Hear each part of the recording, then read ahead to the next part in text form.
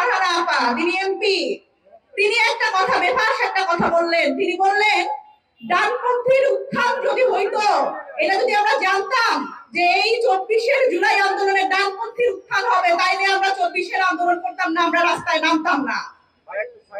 ডানপন্থীর উত্থান মানে কি?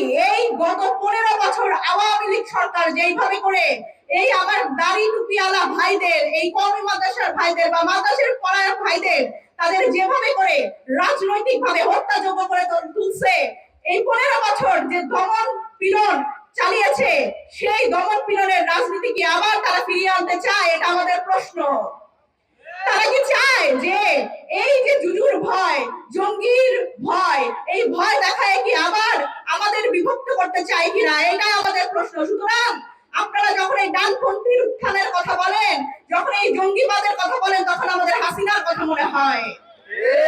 এই হাসিনার রাজনীতি বাংলাদেশে আর হবে না। আপনারা যতই বলেন এই ভারতপন্থী রাজনীতি এবং হাসিনার রাজনীতি হবে না বাংলাদেশে আর কখনো। ভারতীয় যারা নাগরিক তাদের বাংলাদেশে ঠেলে পাঠিয়ে দিচ্ছে, কিন্তু তাদের আমরা জানাইতে চাই, আপনারা ভুলে গেছেন যে এই বাংলাদেশ আর শেখ হাসিনা বাংলাদেশ নাই। এই বাংলাদেশ এখন বাংলাদেশের মানুষের বাংলাদেশ। শেখ হাসিনা এমন একটা সংগঠনের প্রতিনিধিত্ব করত, যেই সংগঠন ভারত ভিত্তিক একটা সংগঠন, যার হেডকোয়ার্টার দিল্লিতে। সুতরাং এই দিল্লি ভিত্তিক কোন সংগঠন বাংলাদেশে আর রাজনীতি করতে পারবে না। হাসিনা আমলের এইখানেই শেষ। এবং এইটা আমাদের যে সরকার, বিএনপি সরকার, তাদের বুঝতে হবে। আমরা দুঃখজনক হলেও সত্য যে আমরা দেখতেছি যে ফ্যাসিবাদী যেই পক্ষ, যেই ফ্যাসিস্টকে আমরা এই বাংলাদেশ থেকে হটিয়েছি, তাদের যেই দোসররা ছাত্র হত্যা এবং বাংলাদেশে গত 15 বছর দমন পীড়নের সাথে যারা যুক্ত, তাদের কিন্তু আমরা আবার উপজেলায় দেখতে পাচ্ছি। উপজেলা চেয়ারম্যানরা আবার ফিরে আসছে, ইউনিয়ন চেয়ারম্যানরা আবার ফিরে আসছে, কিন্তু আমরা দেখছি যে প্রশাসনের কোনো হেলদোল নাই। আমরা জানতে চাই এই কোন সমঝোতার রাজনীতি বিএনপি করতেছে, যে এলাকায় আবার আওয়ামী লীগ পুনর্বাসন করতেছে।